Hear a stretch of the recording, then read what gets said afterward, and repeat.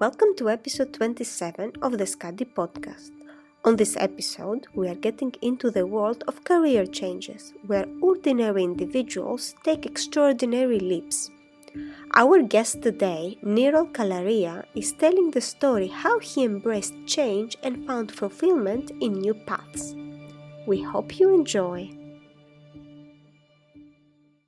Great. So, Damian, we're going to take a bit of a trip away or a step away from the kind of episodic podcasts that we've been putting out recently, because we're getting into career season, I guess. There's a lot of people thinking about, their careers. They're either leaving school or leaving university or college, I guess. Also, there are people probably at this time of year, let's be honest, we've been there, thinking about a change as well. So we've gone for a kind of, have a few podcasts now which have a focus on people's careers, right? Yeah, I think that's what we're looking to achieve. I think we'll try and speak to some varying different people to see where they've ended up or how they've ended up where they've got to. You might start off down one route and then end up turning left very sharply and ending up in a completely different career from what you started off. And I think that hopefully we'll be able to show that maybe decisions you make now have no real bearing necessarily on where you will end up. The paths are always open in front of you. Absolutely. And I think we've all experienced some change. And I think no one's career is typical. We're really lucky today because we're inviting Niral Kalaria into Skadi. Niral's here. Welcome to the podcast, Niral. How are you? Fine, thank you. Thank you, gentlemen, for having me. And Niral, you've had a really interesting career path, which I can't wait to get into. But latterly, you are the Chief Ethics Officer at DWS. That's right. And when I look back at your pathway, there's been such a journey to arrive there. And that's not even the end of the story. That's just where you happen to be now. And you're very much looking forward to, where the future may lie as well. So I guess we'll jump straight into it. So first of all, you were educated at Colgate. Mm-hmm. You took a BA in philosophy and economics. You're from the US system. I'm not. I'm from the UK system. So what I wanted to understand, because you then decided to go to law school, if you'd have graduated as you did in 1992, could you have gone on a career then, or what was the decision process for you back then? Sure, happy to discuss that, and hopefully people will find this of value. So look, I called myself the inadvertent lawyer, going to university in the States, having grown up. My father was a surgeon. We had lots of medical professionals in the family. So it was sort of preordained, and I was happy to be heading towards a career in medicine.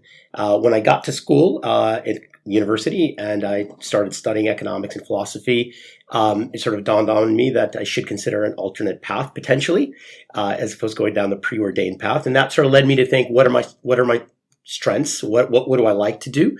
I like to communicate. I like to express myself.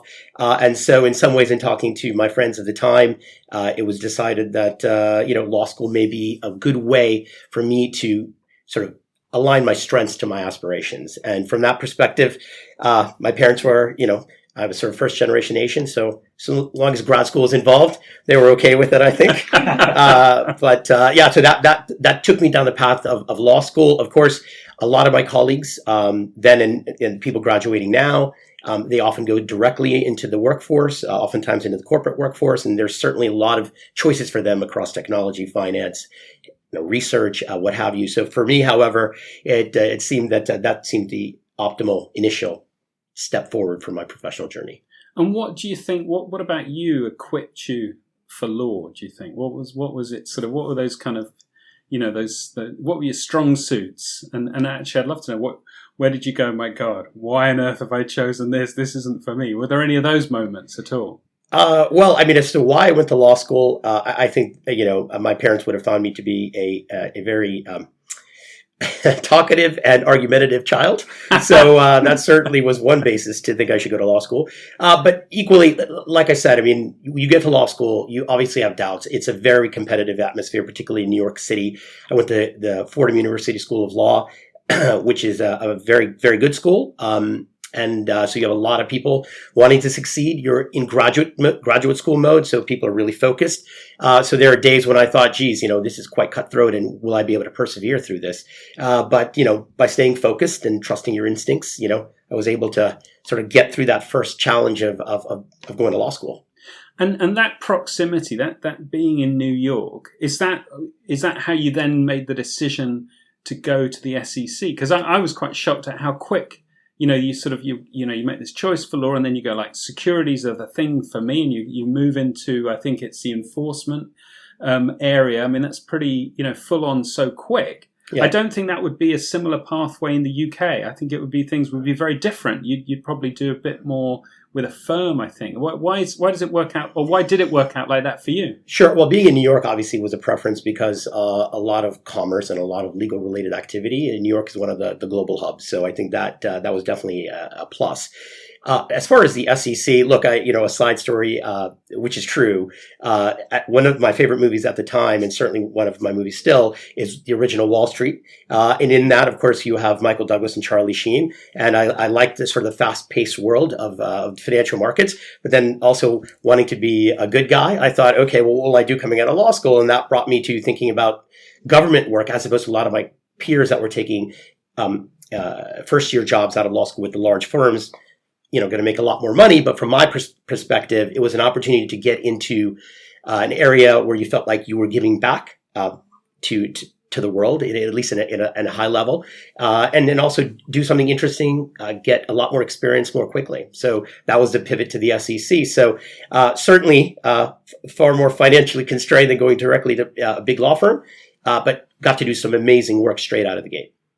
And that kind of amazing work, I mean, if you're put into the SEC at that kind of age, what's the responsibility like? Yeah, so the responsibility, it certainly is a range. You obviously are very much a green thumb, so you come in and you have to learn the basics. But I think that the reality is that the government tends to, on balance, be leanly staffed. I know people may argue with that, but certainly in this sort of context, you are leanly staffed. So when there is sort of a big flow of investigative activity, you naturally are going to work with your seniors, but you oftentimes are going to find yourself having to do a lot more relative to your peers at the law firms at the same age. So an example would be, in the 3.5 years I was at the SEC, I did 65 depositions, of which I probably chaired about 20. Now, to get that many depositions under your belt in private legal practice, you'd probably have to be there 6-7 years. So it was really an ability to really get into the nitty-gritty, the substance of things. And it was scary. I mean, I remember, distinctly having to take a testimony or a deposition under oath of a partner from one of the big accounting firms who had been a partner longer than I'd been alive. And it was clear that I wasn't in charge of that deposition because I was not an expert and he was. However, I learned a lot in sort of learning how you show resolve, how you understand that you don't understand that much, and potentially ask the right questions and find a solution.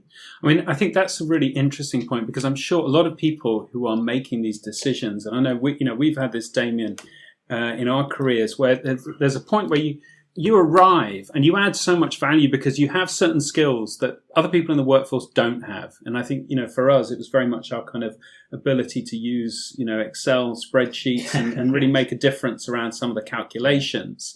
But there is also very much, you're very conscious that there are people around you that have so much more experience. And how long into it, maybe this didn't happen at the SEC, I don't know, you were there 3 years. Was there a point where you sort of felt like, hey, I think I've got this. I think I know what I'm doing here, rather than, whoa, I'm swimming in deep water where, do you know that feeling? Do you know Sure. what I mean? No, that's right. And I think by the end of that, 3-year tenure, I would say that I definitely felt more confident in the process and how one goes about doing it in an effective manner. That is, doing enforcement work across securities markets in an effective manner.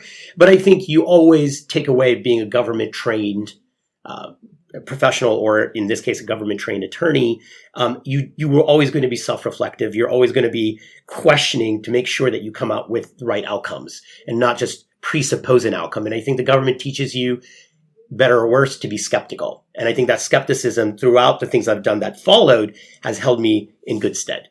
And that training that you mentioned, you say government trained, is that a formal training, or is that really kind of apprenticeship style? You're learning from people around you that have this experience. How is that training passed to somebody, at that level? I think it's passed across a couple of dimensions, right? The first one is that you are definitely getting involved in the substance, right? Whereas in other places, when you have big private clients, you're going to be very gentle in what you give the junior people to do. I mean, here you're asked to really analyze and put forward a view. Correspondingly, you actually get to go to, in this case, I got to go to federal court with my seniors, and in one or two instances, the seniors couldn't make it. So there I was, green thumb that I was at that age, and you are, learning, in real time. You're in federal court. You're arguing a motion, not in the fancy suits that my peers across the private firms across the side of the courthouse were wearing, but nonetheless, you learn, by being involved in the substance quicker and more deeply, an actual real time trial by fire, right? I mean, you just that's it, and that's a liberty the government can take. To be fair to the private practitioners, right? I mean, when you're representing clients as opposed to the government, both have to be careful and professional. But in one case, I think you have to be, additively more thoughtful in who's going to represent the client and how you're going to do it. So there's some, let's say, latitude that you get in the learning. Yeah. No, that's really, really interesting. So then you did move into private practice afterwards. That's right. What caused the change there? What was that? What steered that for you? Yeah, I mean, look, I think that there was two aspects to that. The first is it's a natural progression. I think that typically some people will stay on in government practice for a lot longer. But I think the normal course is to move into private practice, leverage what you've learned, hopefully go in at a more seasoned level. So you are actually getting into the substance when you get there, or at least some of the substance. You're still not that senior. And I wasn't, because I was only a fourth year. But at the same time, look, I'd be joking I would be kidding if I didn't say that money does matter to a degree, and government salaries are not what private practice paid. My wife was a pharmacist, and then we had our first daughter. She and I agreed that she would be at home. So obviously, in balancing some of the financial realities, that also was a catalyst to go into private practice.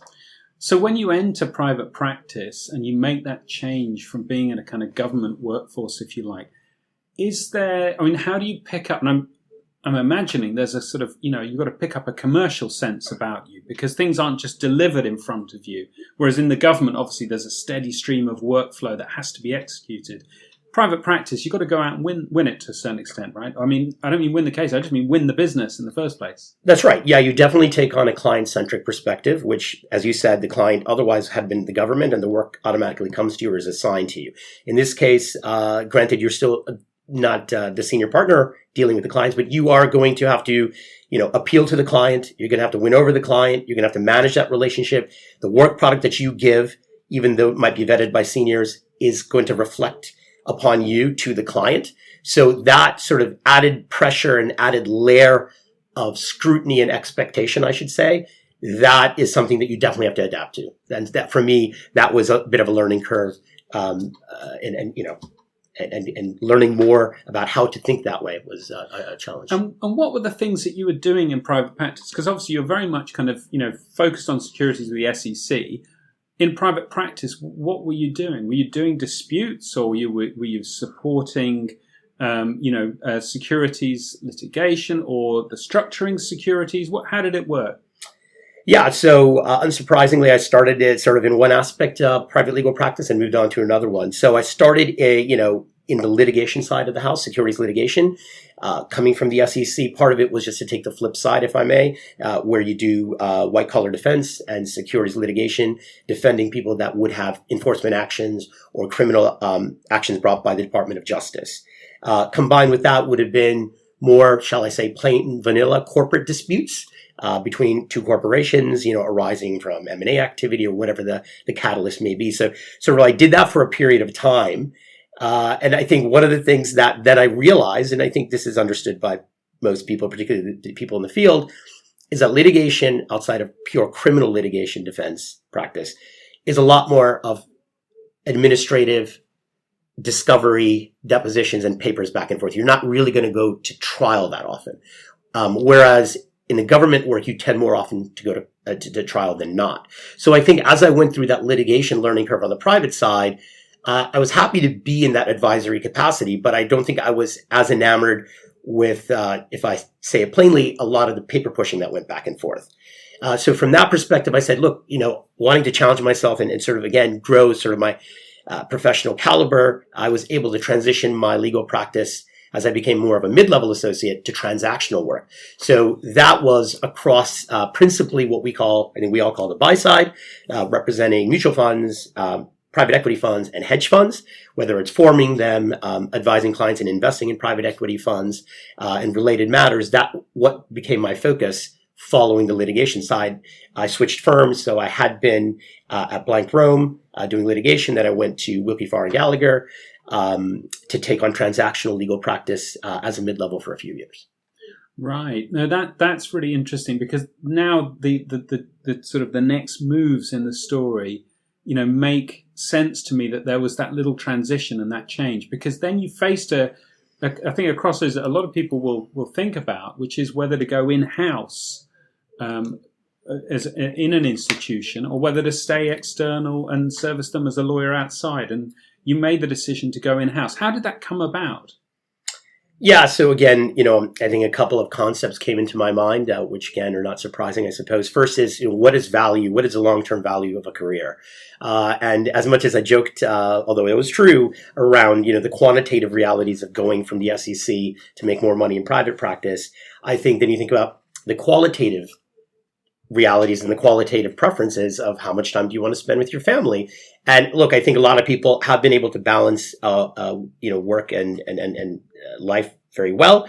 But for me, I definitely saw that being in private legal practice was taking away from me disproportionate amount of time that I wanted to spend with my young daughters and my wife. And we have a very big network of family and friends. So from that perspective, I would suppose, whereas the first move was quantitatively driven, I think going in-house was largely qualitative, and qualitative in the sense that also leveraging the knowledge and hoping to go in in an advisory capacity brought me to join an asset management firm on the legal side, which is part of a global financial services firm. Right. And had you come into contact with them through your practice, and then they liked what they saw and it's like, come along, or what? How did that come about? Couple of things there. One is that that was a client of the firm, and we were advising them in certain capacities for their buy-side mutual funds, as an example. And also, one of my colleagues who was at my law firm went to work there, and that made the more practical connection, and that transformed that into a reality to join in-house. Yeah, because I guess we've all experienced this too, that there is a point in your career when you start to build up that network network does become very helpful to you, because there is a lot of kind of, it's not just so much what you know, but who you know. People want to have someone reliable come in that they know, and those connections become important too. And that helps you along the way. So you entered as a legal counsel, and the kind of stuff that you were looking at, because this was for the asset management side. This was for, I think, DWS. Yeah, that's right. So it was called Deutsche Asset Management at the time, which was part of the Deutsche Bank Group. That's right. Yeah. So I joined within the asset management franchise of the bank, in the legal group thereof. Yes. Right. Right. Sorry. Tell me the question.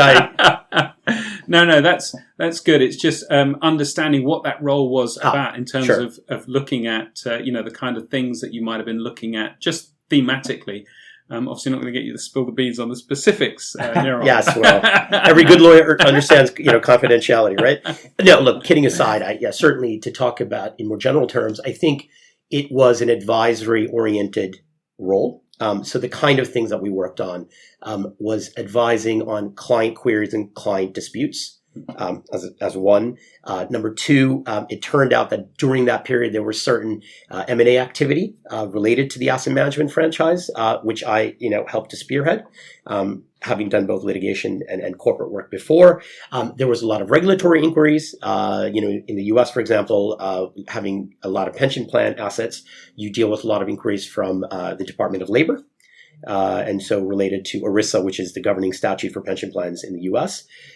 So across, I would say, M&A advisory, client dispute resolution, and regulatory inquiries, that became the focus. Now, of course, you are interfacing with a whole host of people within the broader franchise, not only within the asset management world, but within Deutsche Bank Group, and you're dealing with people in what I think we all know is the first line of defense, which is the actual business. The second line of defense would be my fellow colleagues in legal, compliance, and risk, as well as my colleagues in the internal audit function.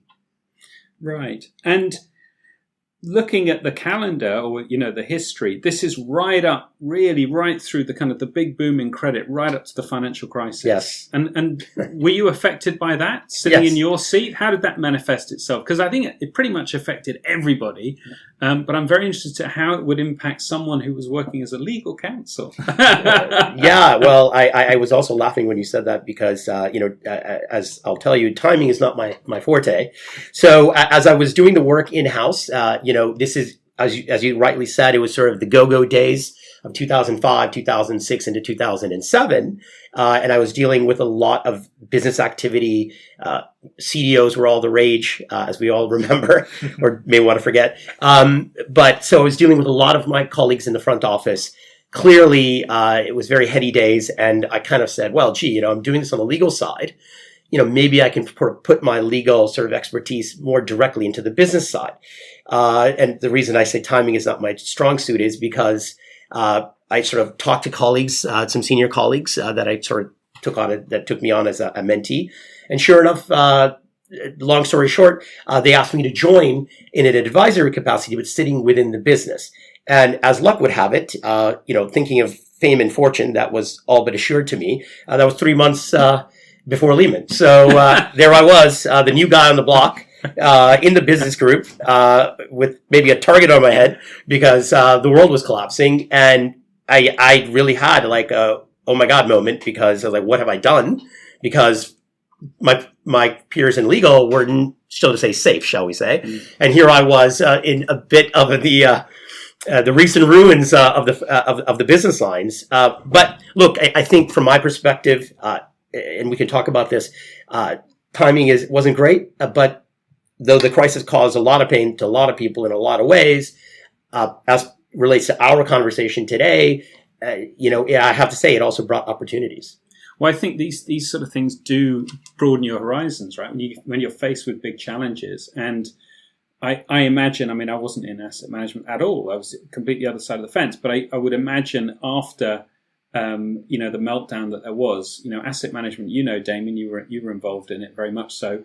It's about assets under management. And I imagine there was a big reduction as a result of the crisis. I imagine some firms were better protected than others. You were working for a very, very big firm that had a big investor base, which probably helped. But I think also it's all relative. You probably experienced a big drain too. And I noticed that you went into a role involved in transformation.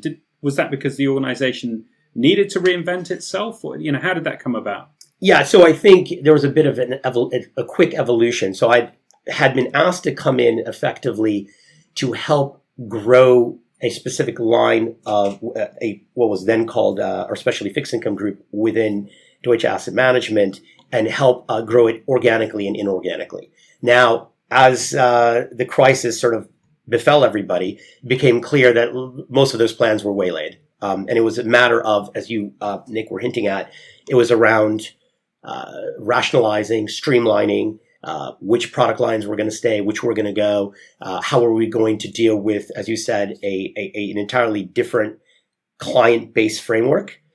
So I got involved in transformation. In some ways, I say transformation in the more normal sense of the word. I guess we'll talk a little bit more about some of the other transformation work. But the normal sense of the word means I got tasked with what was called product development and management, and it was really looking at our institutional product line. And there was always legal touch points. And I think one of the things I'll sort of give a preview here is a lot of the different things I've done. There's definitely been touch points or bits of overlap with legal matters and regulatory matters. But so I focused the efforts on the institutional product lineup that we had, and looking at client solutions and client issues. And so that was, let's say, the first foray into what I'll call transformational work, which I found very interesting. I found it, obviously, I had a lot of trepidation because, again, I'm still the lawyer guy showing up on the business side. But I think, as luck would have it, we talked about opportunity. there was a need for somebody who had a regulatory and legal lens, which I think held me in very good stead. And I think if I hadn't had that, and maybe just gone to the business side abruptly, the outcome could have been different. But I think people saw that as a nice complement to what the franchise needed at the time. So from my perspective, it was a calculated risk to jump into it. But I have to say, fortuitously, it worked out reasonably well to be able to take on that kind of role, and that expanded as sort of into the wake of the crisis a couple of years. My role expanded as we then started. I think the world started getting a little calmer, and people really started thinking about a little bit more on the growth side. What are we going to do? What should our strategy be? How are we going to really grow revenue for the long term? And then I was asked to run the strategy group within our institutional asset management franchise of Deutsche Asset Management. So you're now about, I guess, 10 to 15 years into your career from starting out. Mm-hmm. And at this point now, are you starting to, maybe you already have, but are you starting to be a hirer yourself? Are you out there now, looking at yourself, realizing you have a skill set, but actually there's other skill sets that you need to bring in from outside? What was that like? Yeah, it was an interesting time. And by that point, you're right. I think it would have been, so this is around 2010. Yeah. So roughly speaking, 14 years out from law school. Look, at that point, you are definitely considered somebody who's senior, somebody who should be taking responsibility and accountability for what they're doing for the business. Initially, I acquired a couple of internal teams. So I went from being an advisor in a legal capacity to actually having a global team, albeit somewhat small. I think it was about 10 or 12 people to start. But understanding how you manage a global team. People have different personalities and perspectives. There's regional differences in how people manage businesses. So I think that was, as I said, you got to ask a lot of questions. You got to have some answers, and you got to be ready to be wrong, right? And I think that was the mantra for me, taking that role on and really getting to a point where now I'm senior. I have to have the accountability. I have to manage teams in an effective manner. I think that's exactly right. And really, we manage stuff globally now, and it's all very much post-pandemic with sort of teams and VCs and stuff. Managing a global team, like you say there, and regional teams, how was that practically at that time? Yeah, so look, I think, sort of the virtual world was still nascent at that time and wasn't necessarily as effective and as good as we have it today, which in some ways I think allowed a little more travel, if I'm honest. And I think it was great to then be able to go to Frankfurt or go to Singapore and actually sit down with the team and interact with them and, actually enjoy a dinner perhaps and really get a real sort of interface with your colleagues. So I think, there was a downside that maybe the virtual world wasn't quite as progressed, but the real world, I think we got to partake in a little bit more. So I think that's what I also tried to do. But actually, it's a bit, tough to travel for short periods of time, long distances. But in my mind, it was worth doing. And it was something that allowed me, I think, to understand the ask and the deliverables better. Right. And I guess at this point, this is pretty much a first line role, right? Mm-hmm. So you've worked in the second line in legal, effectively. You've worked in the first line. And your next move, I think, took you into the third line, into audit. Is that right? Well, we had the whole digital transformation in between. Oh, excuse me. Yeah. No, that's obviously a huge part. Well, also there was a move to London as well at this point. That's right. So after my business side roles expanded to be the global chief operating officer of our institutional management franchise, asset management franchise, we had some organizational changes across the broader Deutsche Bank group. Long story short, in talking to some of my people that I consider my mentors, one in particular, next thing I knew, me and my family were on a plane to London to take on a huge platform and technology transformation for both our asset management franchise as well as our wealth management franchise. Right. And how was that? Because, I've done expat myself, and that's effectively what you are. But I think as a US expat, there's certain things that make it kind of different. For me, it was a great thing to move overseas. I got a lower tax rate and all this kind of stuff. That doesn't work, right? If you're a US citizen, that doesn't work. Is that right? Taxes in the US and being an American citizen is a bit of a sore subject. So we'll leave that for a different podcast. But yeah, look, it was exciting. Again, we talk about if you want inflection points in your career, you have to take calculated risk. And I have to say my wife is very supportive in that regard. My daughters were at the time, I believe, 10 and 12. precisely the wrong time to uplift them out of a school district and a school framework they were very happy with. They definitely were not happy initially. Luckily, the story ends with them actually being elated in a few years, having come to London. But it was a matter of taking a calculated professional risk, a calculated personal risk, but being ready for adventure, right? And so we came to London, circa 2013, the middle of 2013. So it was a combination of a lot of unfamiliar territory. And by that, I mean, personally, being in a new place. London is a great city. Love it. But it was a new city to us, trying to get the girls in school.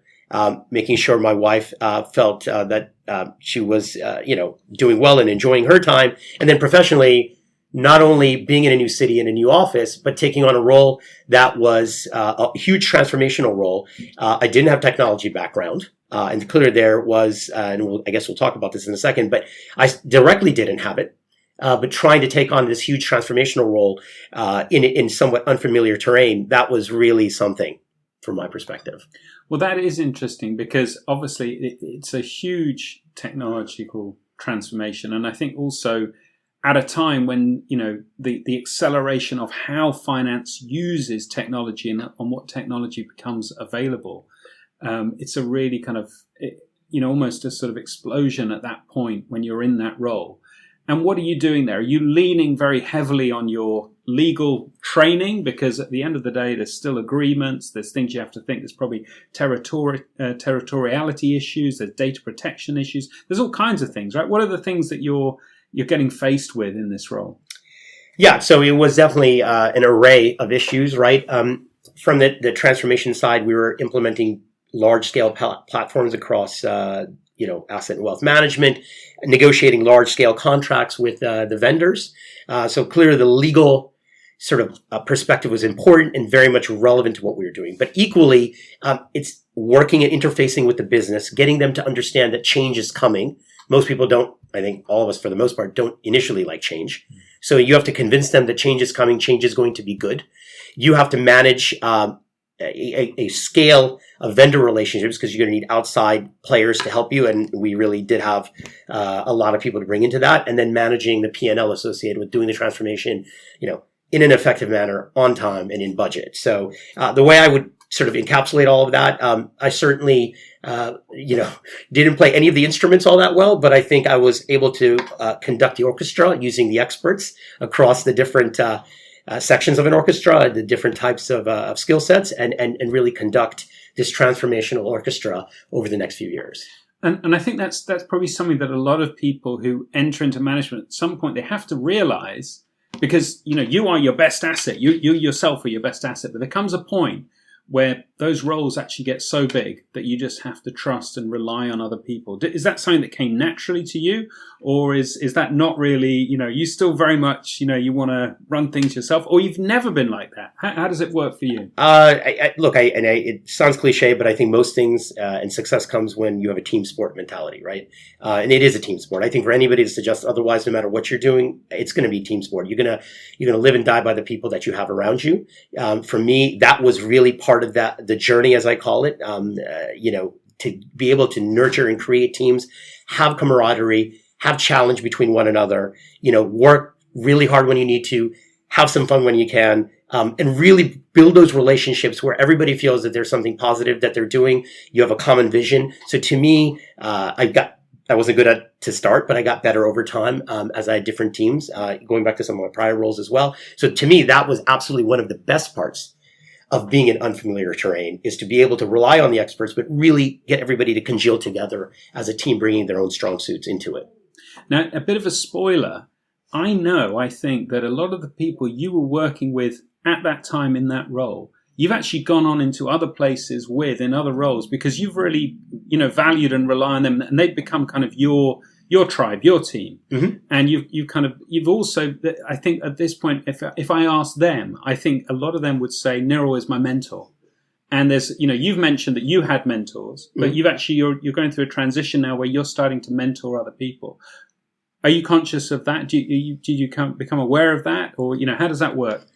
Yeah, you become aware of it. And I think there's a natural selection process around that, right? Between people that want to be in a mentor relationship, people that clearly are exhibiting a real desire to learn, a real desire to collaborate, to spend the time that's required. I think there's a natural selection process where, and that doesn't mean the other people are not necessarily good or bad. They can be in either camp, but you will sort of distill down those people that I think you will have a natural interface with.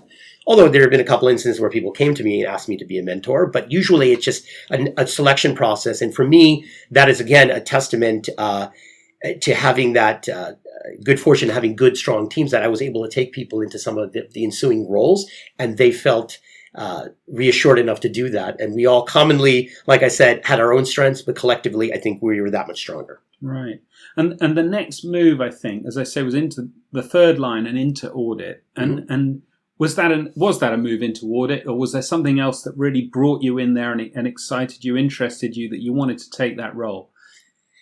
Yeah, so I think, again, there was an evolution organizationally, so certainly there was part of that. But I think the franchise was going through, a particularly turbulent time. I think there was a need, and my mentor had taken on the role of leading the internal audit function at the time, and there was potentially a view that doing independent investigations in a very sort of around some of the complex issues that were arising at the time would be very useful. So a bit atypical to other financial services firm, we created what I'll call the complex investigations function. It was called Group Audit Investigations more plainly.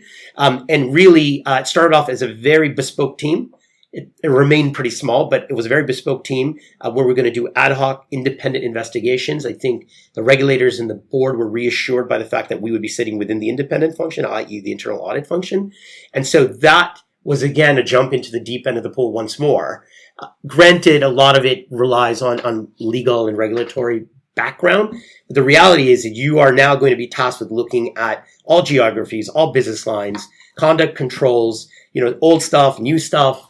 And it really was one of the most interesting, occasionally terrifying, and the most edifying roles that I've had, which I did for approximately 5 years. And it's such an evidential role. You're looking at so much evidence because from our experience of working in similar kinds of stuff, there's a lot of review, looking at communications, and so on. When you think back to when you were working at the SEC, which I think was probably a little bit investigative at that time, that's right. How had things changed? Or was it pretty similar? Had that equipped you well for this role, or was this very different? It gave me a foundation for this role. Look, I think it's always going to be true for anybody that does internal investigation, so it's not limited to any one firm.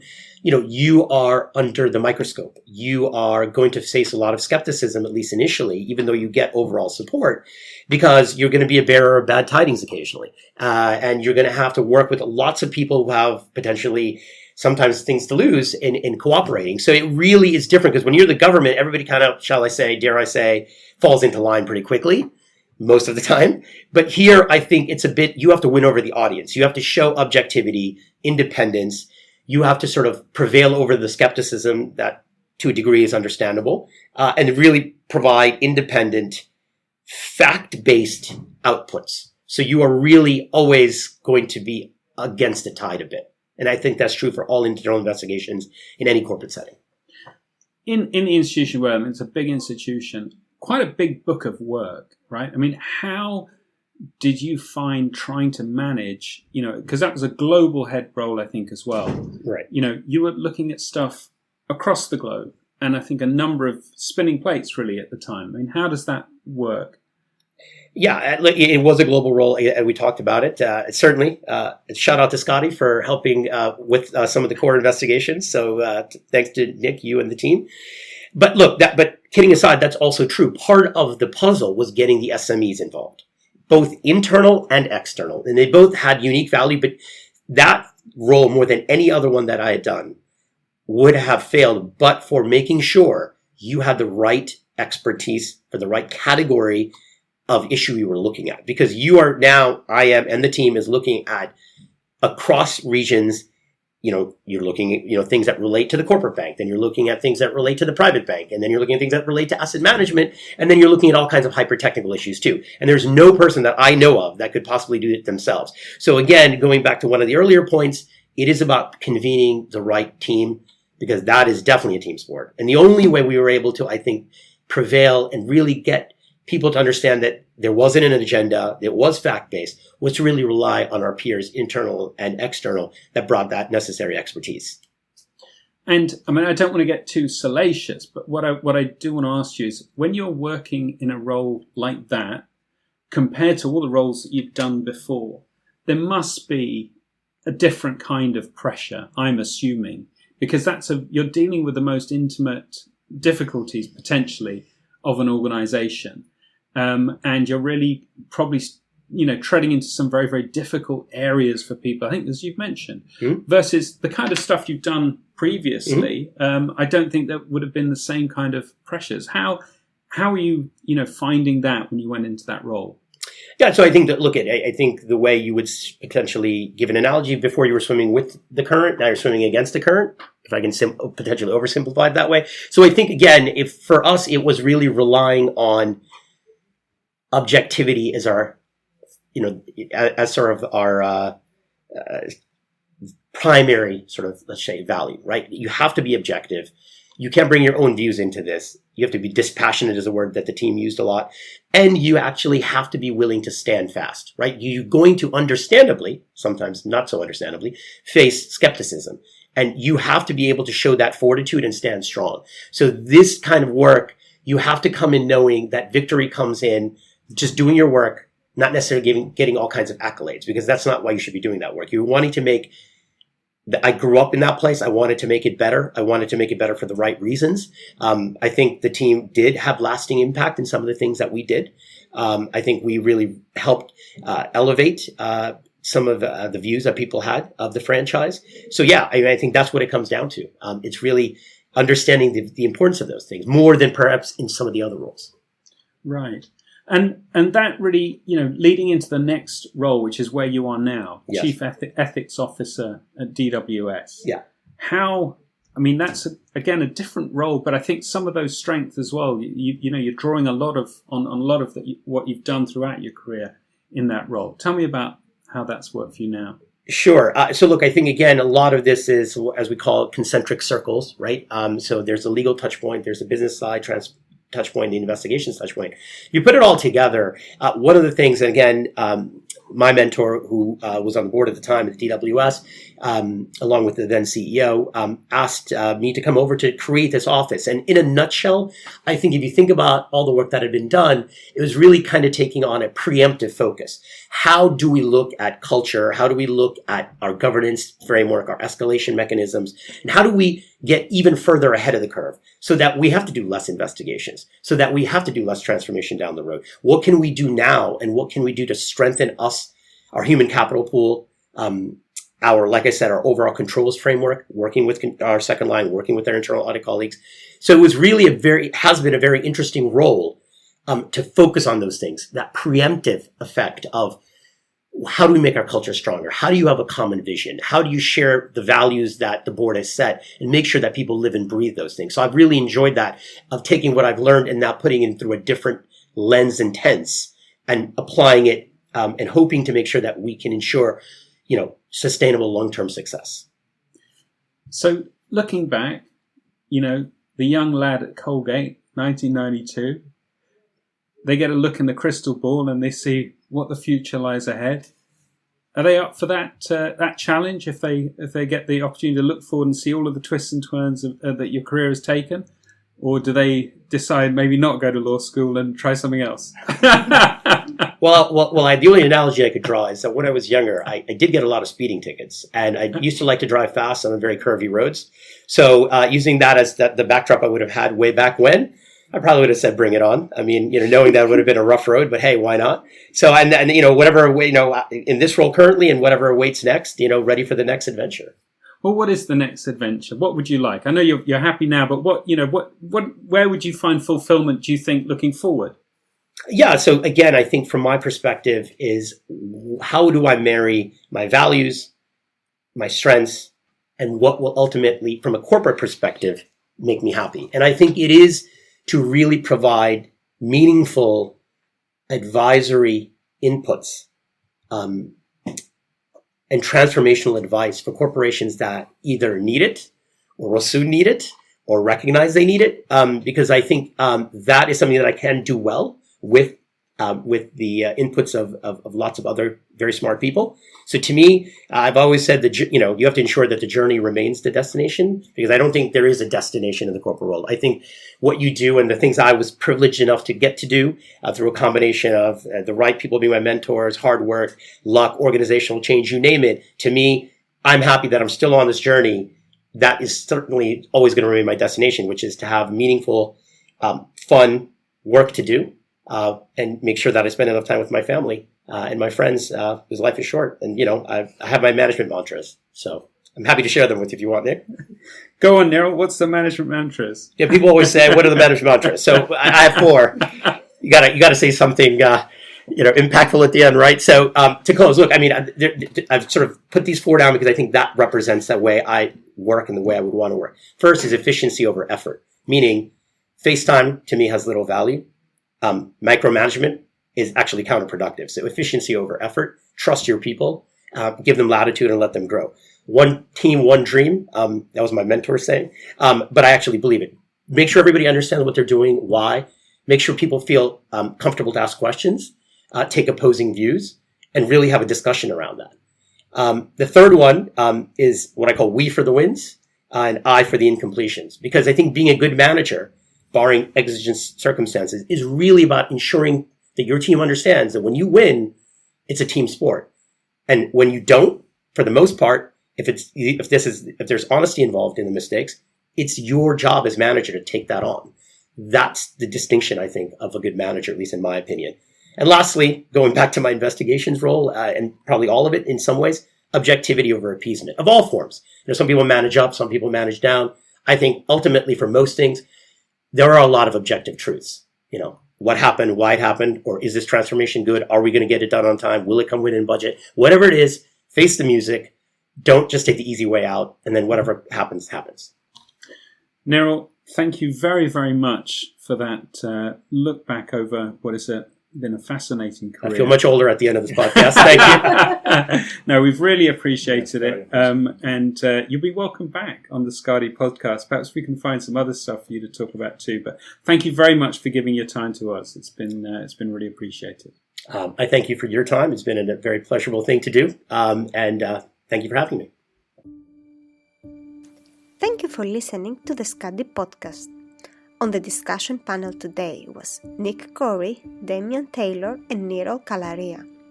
If you want to listen to more episodes, just find us by searching the Skadi Podcast on any streaming platform. Feel free to connect to us at Skadi Limited on LinkedIn to read about our research and business relation to anti-financial crime and control functions.